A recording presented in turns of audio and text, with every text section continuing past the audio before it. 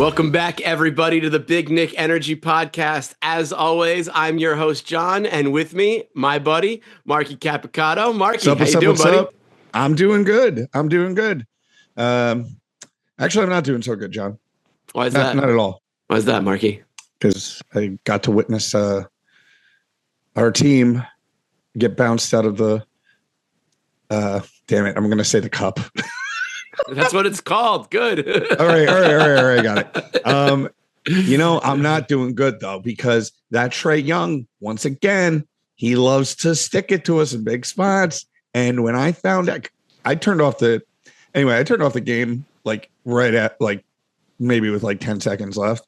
And it wasn't until the next day I saw the clips of him rolling dice on the Garden logo that brought all levels of anger to my system. How about you? That wasn't great. I think we keep saying it, and consistency is lacking from this team. Since we last spoke, it was that awful loss against Atlanta at the Garden in the Cup, and then a pretty good road win against Orlando in Orlando. Yeah. I mean, all road wins are good wins in the NBA. Orlando's been without Paolo. Now they're without Franz Wagner too. Yeah. So, the Knicks better win that game. If they lost, it would have been another really rough loss. Because, I think we're going to get to all things today. We're at the third way point through the season, so we're kind of using that as a time to take stock of how this team is and what we're thinking about things a third of the way through through this NBA season. But anything else you want to add on the Atlanta-Orlando games? I agree with you. We needed to win that Orlando game, especially with Paolo and Wagner out. The Atlanta game, again, they're not consistent at all. I don't, and I saw a stat too, like Trae Young acts like he owns us, but I think we're like he's like 7-16 against the Knicks. But he wins when they matter. He wins the national games. He wins in the playoffs. True. I mean, he's winning when the lights are brightest. I know it's Madison Square Garden as your home court is a curse because every home game, everybody's bringing it as one of the city bright lights and the mecca and the center of everything basketball. And he's one of those guys that really embraces it. Like really, really loves it. He loves the villain. He loves the spotlight. Like that's him. And, we just got to deal with it and handle business. And unfortunately, we did not. Absolutely. I mean, 2 losses versus the Hawks, the loss against the Jazz, the loss against the Pistons, which again, I know people want to say Kate at MSG, but still you gotta play the game. And that Bulls loss, those are 5 games. If they go 3-2 in those games, suddenly we're 19-8 and right there with the Cavs and Celtics instead of, a decent separation between them and us at third. Yeah. But like we're leading the pack of the second tier teams in the East. Yes. And that's the sad truth of it at a third through the season. Yes, but we might be getting ahead of ourselves. Or actually, rather than getting ahead of ourselves, I would say that transitions us nicely into what I said earlier is the kind of main topic of this episode, the state of the Knicks Union 1/3 of the way through the season. So we're going to break it down and get into some more nitty-gritty specific things as this episode goes on. But off the jump, what are your thoughts? How are you feeling about things? What are your kind of overall opinions of this year's team? I've certainly used the excuse for them that they're a new team. They haven't really played together as the current roster is built, but that's kind of BS. A lot of these guys were on the team last year. And now that we're third through the season, I can't give that excuse or I can't make that excuse up for my team anymore.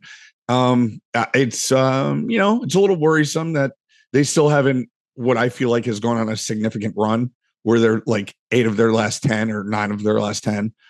And you want to see it. You want to see them string games along where you feel good, not where it's like, oh, we won that game. Heck yeah. Oh my God, we lost to Atlanta. It's like, I feel bipolar watching this team because 1 second I'm on cloud 9 saying we have an unstoppable freaking team. And then the next night I'm like, what is this dog crap that we're watching? Like, how did you lose to the Hawks? How did you lose to Detroit? So yeah, it's the team's all over the place. And like, I just want to see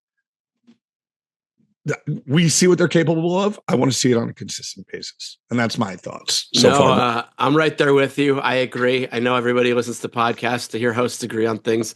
But no, I mean, consistency is the name of the game. There are moments, there are games where this team shows you what they can be and what their potential is.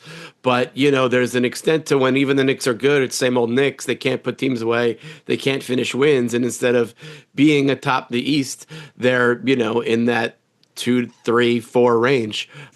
So, at the end of the day, what they do in the spring is what matters most. And being healthy for those games is what matters most. And being ready for those games is what matters most. But I think, prevailing thoughts once the season started and we realized that this team needed some time to gel was that give them till December. And come December, this team's going to be looking real, real nice. And it's December. And there's, again, moments where they look real, real nice. But more often than not, it's this inconsistent team that's letting bad teams hang around and get wins against them that good teams don't do. Agreed. With the year coming to a close, we want to thank our friends at Rock Coconut Water for joining us as a sponsor this year, hosting the Big Nick Energy Podcast. Rock Coconut Water is 100% pure, organic coconut water, straight from Thailand's Nam Ham coconuts. A natural source of electrolytes, Ra has no added sugars. Mix your Ra with an espresso for a Ra Americano and stay hydrated and energized all at once, so you can finish your own fourth quarter strong. Grab Raw Coconut Water on Amazon or drinkraw.com today. All right, well, getting back to the Knicks State of our Union, we're going to break it down with some awards right now. So, Marky, first and foremost, team MVP. Should we come up with a name for the Big Nick Energy team MVP award thus far? Yeah, the Patrick Ewing Award. No. The PU Award? PU. No, you stink. The Bernard King of New York Award? King of New York? The Bernard King of New York? Ooh, that's pretty clever. I like that. All right, we'll roll with that as a working I like title. that a lot, actually. The Bernard King of New York Award, a.k.a. the MVP of this podcast. Do you want to go who you think? You go first. I insist. I'm going to say it's not Jalen Brunson. That I'm just going to start off hot with that. And Jalen's played great, played fine. I just, he's the captain. The team hasn't, as we have just spoken about, hasn't performed up to standards. And you could lay that blame on the coach's feet. Or you could look at the captain not setting the precedent for the team being, I don't know, playing together, winning games. I see Jalen complain a lot. And not to say he doesn't have reason to complain 99.9% of the time, but it's just, it gets annoying to watch him. Every time he hits the deck, he has to go look and go find the ref and scream at him. It's like, dude, come on, get back, play, whatever. And now I think stuff like that is contagious, where you see Cat every time he gets hit. Wow, I'm really going off and not saying who my MVP is. So yeah, I went really. I was just gonna let you cook because spoiler alert, I have the same MVP, and I was just gonna use it to celebrate Cat and not do a whole Jalen Brunson slander segment. My God, I'm not even gonna say Cat's the MVP. Honestly, I have no MVP. If the season were to end tomorrow, all right, I'd give it to Josh Hart. Holy haterade, my God, my friend. Yeah, I'm pretty pissed. You are very angry. The Hawks game really, really got under my skin. That was so. Yeah, Brunson complains, then everybody else complains. Who's the MVP? Actually, Mikal Bridges, because his little weird psychopath, like talking to himself or doing like staring at his hands after he hits a three, is so awesome. I'm gonna give it to him. Well, not to step on future awards, but that's pretty wild because I think most people would think Bridges is one of the biggest underperformers of the season thus far. My team MVP is Karl Anthony Towns. I'm going to celebrate the Bodega Cat right now. This team needed a center, and while he might not, be anchoring an all-level NBA defense, he's stepped it up immensely and been the center this team needs. I've said it before on this podcast, but the high screen pick and roll, the high pick and roll with Brunson and Cat is one of the most deadly plays in the NBA, and also by a fairly significant margin. Cat's averaging his highest rebound totals in his career. I think, is there a lot he doesn't bring? Sure, somewhat. Is there a lot he is bringing, and is he outperforming everyone's expectations? Absolutely. And for a team that lost Isaiah Hartenstein due to NBA salary cap rules and nothing else, and didn't have their other center healthy for this whole season thus far, Cat has been immeasurable as an addition. And I really don't think this team is suffering much in the way of a loss of Donte DiVincenzo or Julius Randle, excuse me, who also might come up again later. But yeah, team MVP thus far, it's absolutely Cat. That's no slight against Brunson, unlike your friggin' drive-by of a rant over there. But it's just that Brunson's doing what we expect of him. He's being the captain. He's great as always, but he can't do it on his own. And Cat has really stepped up to be as much of a lead dog as he is. I guess. So Cat gets He's my so soft Bernard on defense. Cat gets my Bernard King of New York award right now. All right, fair. You have to give it to somebody. You were very, very nice in saying he's not leading some all NBA defense. It's like, that's for damn sure. Like my dude is so gotten back. I think they're a top 10 to 15 now. They're not bottom 10 at least. Maybe it's more top 20, but they're not as bad as they were to start the season. I meant to look at the actual ranks coming into right now. I forgot to do that before the pod, but they're getting better. I mean, I don't know or think that this team necessarily can become a top 5 to 10 unit, but I think if they can play in the 10 to 15 range and maintain a top 2 NBA defense, that's a really strong thing if they can develop that consistency. My point wasn't to slander the Knicks defense. I think they have come along, even though we have been giving up hella a lot of offensive rebounds lately. And I think that's, if you break it down, we lost a lot of those games due to that. I'm more or less talking about Cat being slow. Like, I don't want to call him lazy because he's not lazy. He's a professional basketball player, but just rotate where you're like, this guy's about to cut and Cat's just slow. Like, it's an easy bucket at the rim. And Cat's just like, yeah, but that's kind of who he's been his entire career. And again, I can't, that is who he is. And that's the trade-off of, do you want him and Jalen Brunson to be top 15 scorers on the same team? Yeah. This is a trade-off. He's not Mitchell Robinson, and that's fine. Can I tell you something that might make you feel better about things? What? I did the math a couple nights ago, so forgive me if this isn't exactly right. Do you remember how many games the Knicks won last year? En route to the number 2 seed in the East, I might add. I don't remember. It was 50 exactly. On the nose. On the nose. 50 and 32 for second in the East, 14 games behind the Celtics, 1 game ahead of the Milwaukee Bucks. How many games do you think the Knicks are on pace to win this season in what we're calling a pretty disappointing start?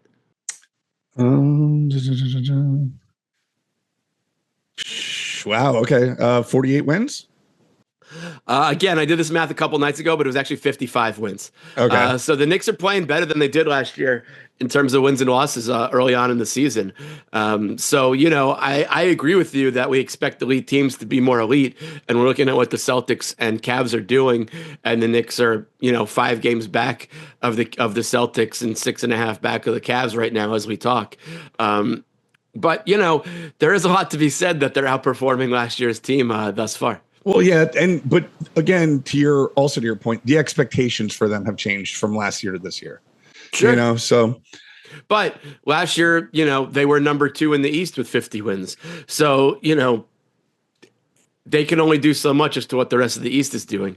I do think they should be playing better. I'm not, saying that they shouldn't be, but, sometimes we need a little bit of a reality check to remember that this team is actually playing pretty good, especially if you consider, what did they start 4-4 or something like that, or maybe even under 500 to start. We were under 500 till I want to say, and again, I'm with you. Bad losses to Detroit, bad losses to Atlanta. They need to win these games, but things might not be as doom and gloom as we're making them seem right now. True. All right, but moving on and back to our little awards segment, we need to come up with a name for this one.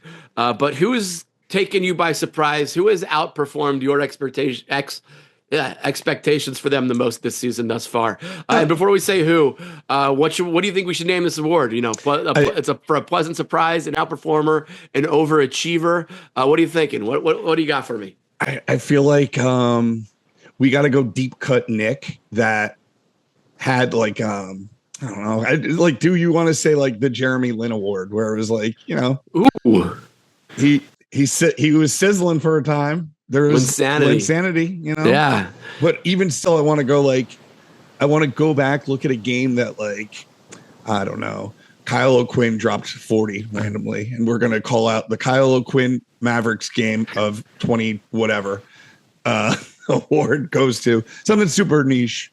Or like the Raymond Felton. You know who my favorite guy like triple. that was Chris Copeland. I was a big Chris Copeland guy. Dude, so I swear to God, I was about to use Chris Copeland and his hair as like as I just yes, I thought about. Let's use let's use it as the Chris Copeland Award then.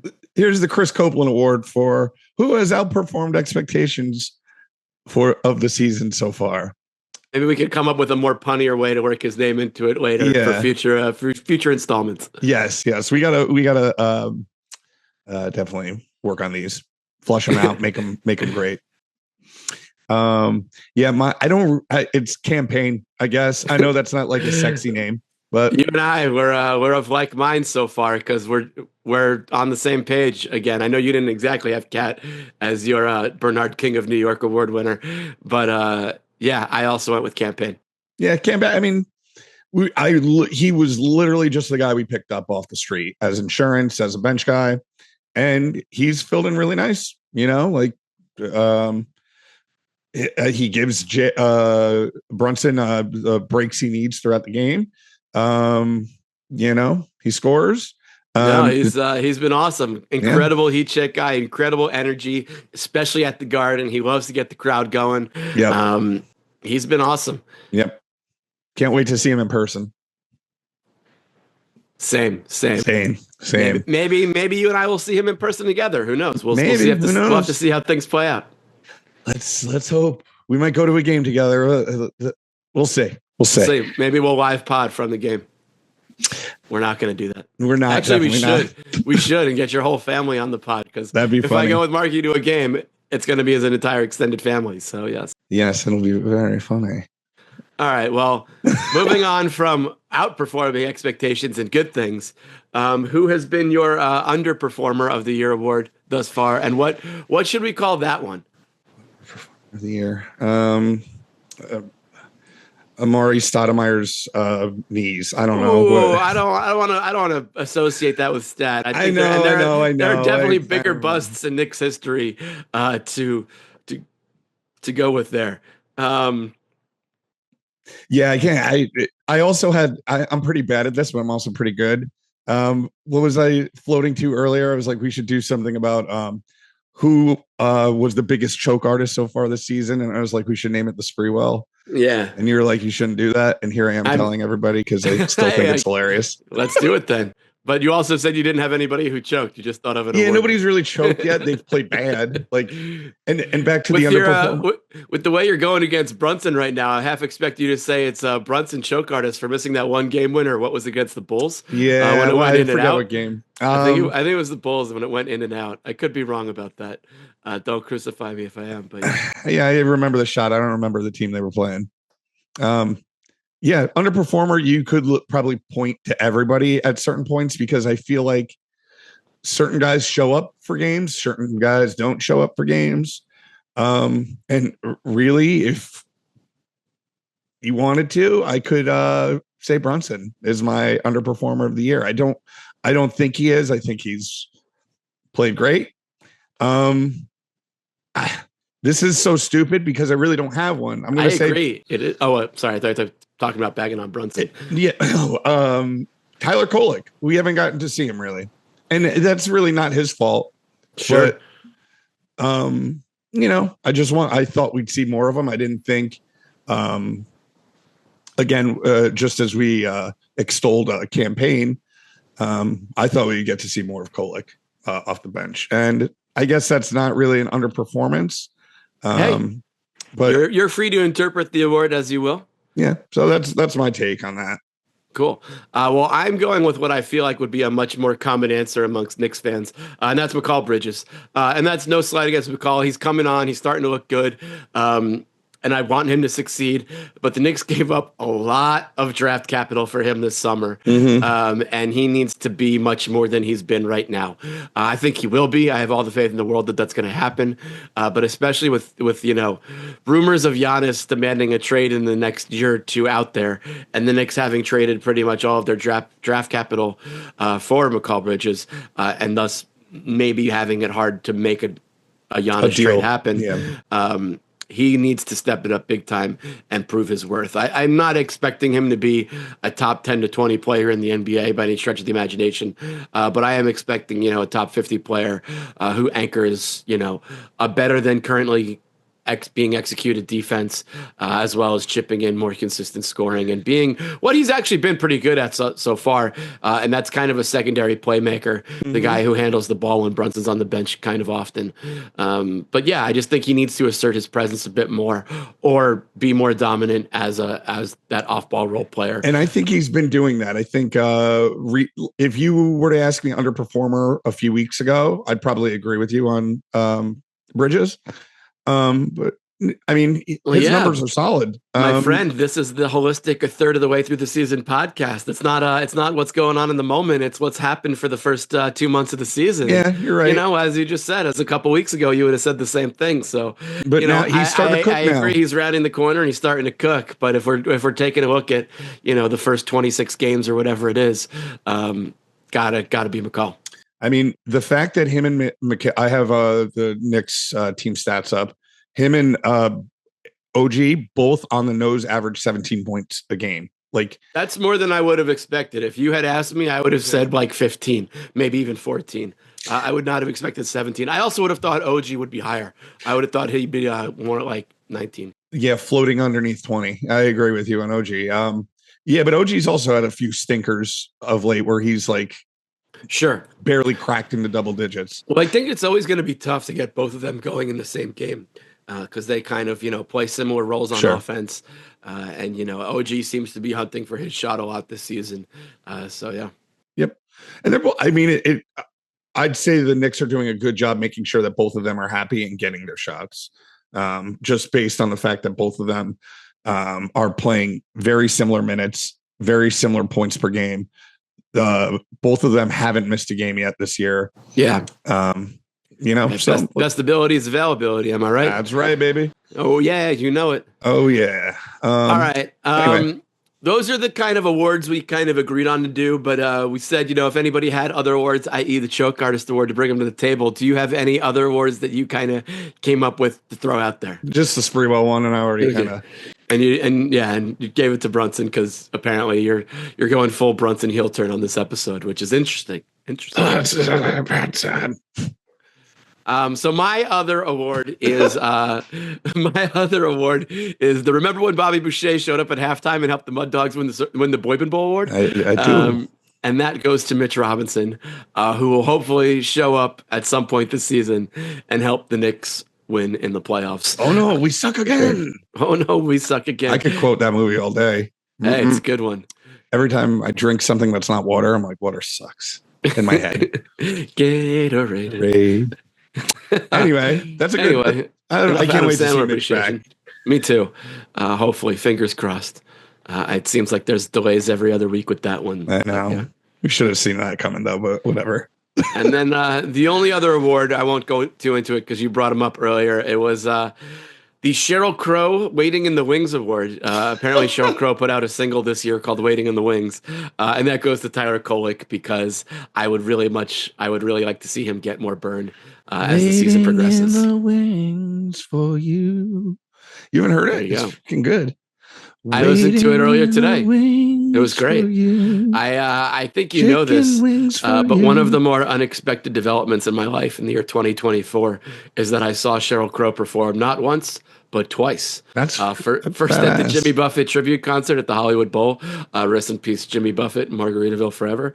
And then I worked a corporate event in October, and Sheryl Crow was the concert performer for like the fun night between the 2 days. I know she's a little older, but she's still a babe.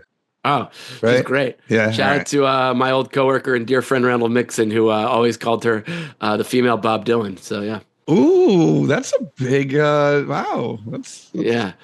In How my about in that my Timothy early days, Chalamet? hey, yeah, in my We're getting early off the days, I rails worked now. in my early days, I worked at MTV and VH1 and got to work on some VH1 storytellers content, including re kind of airing of her storytellers episode, which was a fun time. Nice. And yeah, another little tangent there for all of our listeners at home. There we go.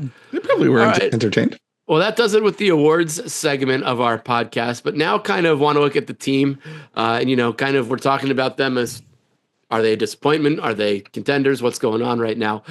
So let's start it with that question. Do you think the Knicks, as things currently stand, are title contenders? You said earlier in the episode they're the top of the second tier in the East, so that would lead me to believe your answer is no. But I don't want to speak for you, so by all means. It depends on how you interpret that question. I do think it literally tomorrow. Well, no, they don't play until Thursday because the NBA, they love their cup games, but somehow the scheduling is so stupid.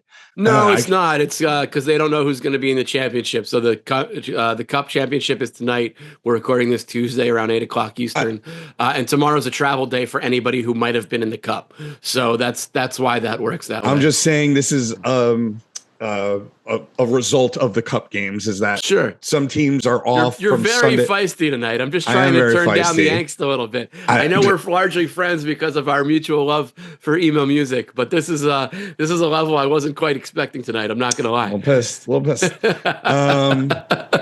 Yes. So tomorrow, okay, not tomorrow, Thursday. If the Knicks win Thursday, that could be the start of this great run that they go on, and it's like, wow, I forgot all about those bad losses early in the season. They're title contenders in my eyes. I think that this team is still a title contender. How can you not with this roster? And I think, yeah, they are. It's as much as I'm pissed off about them losing all these bad games. If you were to tell me Magic Ball that come June, they're in the finals, I'm not shocked. Not shocked at all. So, yeah, I think they're contenders. I'm going to say, as things currently stand right now on Tuesday, December 17th, the year of our Jalen Brunson 2024, that they are not title contenders. And in order for them to become title contenders, in my eyes, I need to see a 20-game stretch. And you can butter knife the dates anywhere you want. Sure. But I need a 20-game stretch that has like 16, 17 wins. Or like Rattled a 12 to 15-game win streak. I need a level of consistency where this team is just putting teams away on a nightly basis and showing that, they can close out games, they can stack up the wins over a sustained period of time without hiccups like the Jazz game that we keep bringing up, like all the games we keep bringing up. I don't want to keep saying the same things over and over again multiple times an episode, let alone every episode. But they got to eliminate those losses and maybe, 16-4 over a 20-game stretch is asking a lot. The Cavs 15-game win streak was fairly historic. Obviously, the Warriors set that mark a few years ago with, I believe, 24. So I'm not trying to be overly demanding, but we keep saying it. I need to see the consistency. So maybe it's 15 wins in a 20-game period, but I need to see this is the third way through the season. It's 26 games. So a 20-game period is a pretty substantial mark. It's just under, a quarter of the season. But that's what I need to see for me to call these Knicks title contenders. I agree. I don't think you were asking too much at all, by the way. So thank you. I try not to be too demanding. You're not. You weren't. You weren't. All right. Yeah. Well, we're talking about the Knicks, but let's talk about how that stacks up against, predominantly the East. There's really no reason to look at the West. If the Knicks were to make it to the NBA Finals, you take whoever the West gives you. But first question, and looking kind of the Eastern Conference at this third of the way through the season, Mark, what teams in the conference are you crossing off? You're not even worried about. You're not thinking about. Obviously the Knicks might have lost them once or twice already. But who's not on your mind right now? Well, it's fun. I'm going to use this to do a dig in the place that I currently reside, and because they're so horrible that they're affording me to sit 2 rows back courtside. On December 30th in 13 days. Yeah, 13 days. So the Washington Wizards, sure. I have 0. We haven't played them yet, I don't believe. Or have we played? I don't think so, because the 2 games down in DC over the holidays. That's right. That's right. Up. I don't think we need to spend too much time going into the teams we're crossing off. I have the No, Wizards I too. just wanted to make a dig at the Wizards By and all to means, thank them. go ahead. Thank you for making affordable tickets with a horrible team.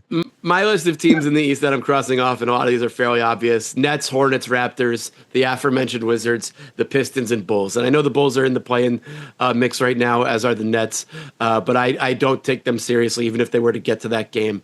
I don't think they have anything. I even think the Heat are not. If you want to get like really like a little bit simmering, the Heat with like all the Jimmy rumors and stuff like that, like.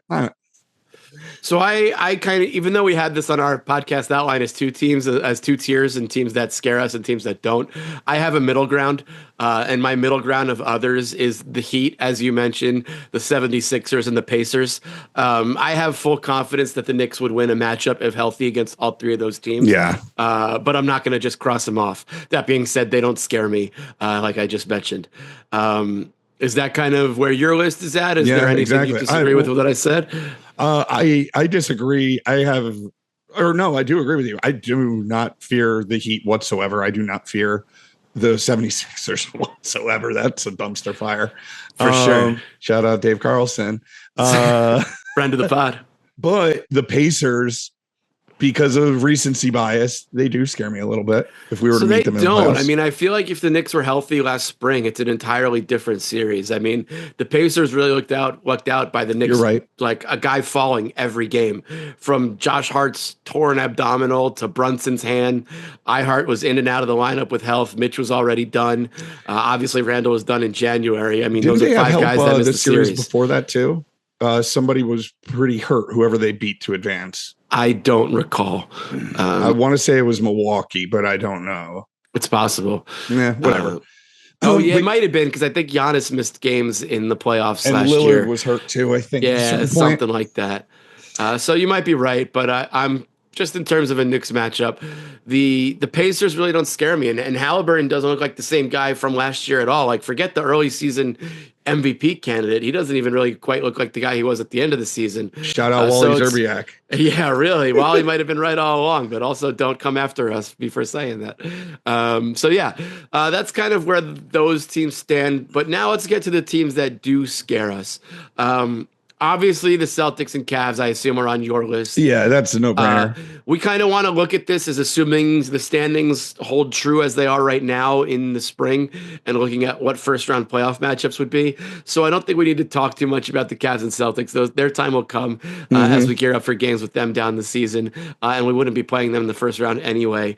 That kind of leaves the teams that scare me as potential first-round matchups are the Hawks, who we've already talked about, the Bucks, and the Magic. Yep, healthy Magic. Healthy Magic, Paolo back, Franz back scares me a lot.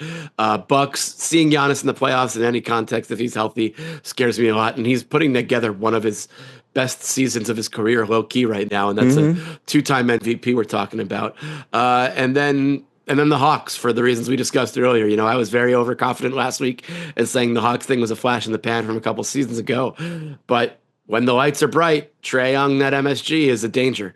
Hawks, Heat, and Magic. I'm sorry, not the Heat. Hawks, Bucks, and Magic are kind of the three I'm a little afraid of. That's exactly who I would agree with. I agree with you 100%.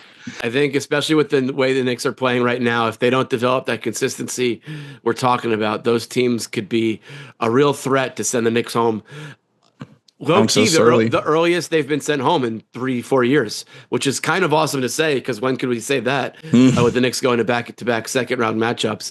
But, you know, second round isn't even enough for this team. We need conference finals at least. Yeah. So yeah.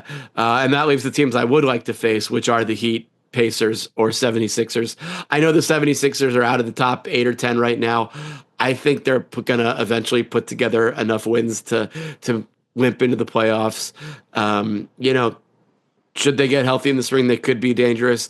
But after last spring and seeing what the Knicks did in Philly firsthand, because low-key, you bought my ticket for me to go to that game. Yeah. I would love to see Philly again. Yeah, I would love to play Philly again too. That, just as a New Yorker, you know, you want to beat Philly, you want to beat Boston. So let's go. Absolutely. And Well, I think that was a pretty in-depth look at the state of the Knicks Union for the first third of the season. Is there anything we didn't touch on that you want to get into in terms of where the Knicks stand after 26 games, 27 on Thursday? We spared our boy Jericho Sims of any slander tonight. I feel like he gets brought up once a week, so yeah, we gave that's him why a I had night to bring off. him up right there. Okay, well, real quick, we've been here for a bit, but we got the big. You mentioned it, the big matchup on Thursday on TNT against the Timberwolves. Donte and Randle again. We already had their first time back to MSG, but that was in the preseason. Yep. Things got pretty chippy for a preseason game. Yeah. So what are you expecting for the big nationally televised regular season game? Randle and Donte are going to torch us, and we're going to lose to the Wolves. Oh, you are in your bag. We are going to. I am so pessimistic about this game. I'm so pessimistic about this game, and I don't want to be. But all I can vision is those two sticking it to us. Pessimistic about this game, or just pessimistic about everything next? No, just this game. We got literally like that. This is going to be like Randle and Donte. Everyone who's been listening to this episode definitely believes you that you're only pessimistic about this game and not anything else. Whatever. I am very pessimistic about this game and nothing else. Donte is going to shoot lights out. Randle is going to bully ball like he's never bully balled before, and we're going to get spanked. I don't want it to be true, but in my mind's eye, that is how I see this game going. So please talk me off this pessimistic edge that I'm on right now. So, friend of the podcast and producer of local New York home renovation show, George the Rescue, Andrew Bank, he kind of talked me off a ledge after the Orlando game. I was saying things were disappointed. He was feeling pretty good about the season. I've decided that I'm going to stay positive and believe in this Knicks team outright through the Christmas Day game. And this Thursday's game and the Christmas Day game are the two biggest factors in how I view the rest of the Knicks season moving forward from January into the All-Star break. And I think Thursday the Knicks are going to show up and show out. The first time in preseason, things got chippy. Obviously, I don't remember who won. It was a preseason game. Who cares? But I think the Knicks know that people are ragging on them. I think they know this game's on national TV, and I think Cat wants to show everybody how he's fitting in with his new team. And yeah, I think our captain, our guy, our king of New York, maybe not in this episode, but overall, Jalen Brunson is going to deliver the dub Thursday night. Okay. I hope you're right. I will. Next week, I hope you get to. If I'm wrong, and maybe the Knicks lose Thursday, the Knicks lose on Christmas Day on national TV again, then I'm expecting the Knicks to just fall down in the standings, maybe make the play-in game. Suddenly, we're back in the lottery, and the Nets might get that pick. I think they beat San Antonio Christmas, by the way. But if you want to ask me about that one. Hey, that's for next week's episode, potentially. Obviously, next week's Christmas, so we're going to figure out what we're going to do for an episode there. But we'll have something for you no matter what. So I'm going to be optimistic. I've been wrong before. Fool me once, shame on you. Fool me twice, 3 times, 4 times, shame on me repeatedly. But, we're Knicks fans of a certain age, so we've been getting fooled for several decades now. It takes, certain individual to be a Knicks fan in New York. It's we're loyal, if nothing else. Last few things. Josh Hart triple double watch. No triple doubles, no double doubles since our last episode. Yeah, we jinxed them. We might have jinxed them. Still at 2, hoping for 10. Final orders of business last week. Our friends at Mama Breaks gave us a WNBA Ghostface figurine to give away. Want to shout out Let's Boy Collectibles for commenting on the Instagram. You're going to be the winner of that figurine. Thank you for chiming in and tagging some friends. And thank you again to Mama Breaks for hooking that up for us. That was a fun thing to do. As always, be sure to follow Big Nick Energy on X, on Instagram, on everywhere else. Big Nick Energy _ on Twitter. Big Nick Energy as it is on Instagram. I'm John Kalnoski on Instagram and Blue Sky. Marky, you want to tell the people how to find you? Google me, baby. I'm on the Googles. That's what you got to do. And don't forget, you can always email us at bkepod@gmail.com. We'd love to hear your questions. Love to get into it on the air. So please send those our way when you get a chance. Thank you, as always, for listening or watching. Be sure to like, follow, subscribe, write us a review. Do what you got to do to help us get up in the algorithms and up in the feeds, because we love doing this for you, and we want to keep doing it. Thank you again, Marky. We'll see you next week. Bye, yo. Later. Peace.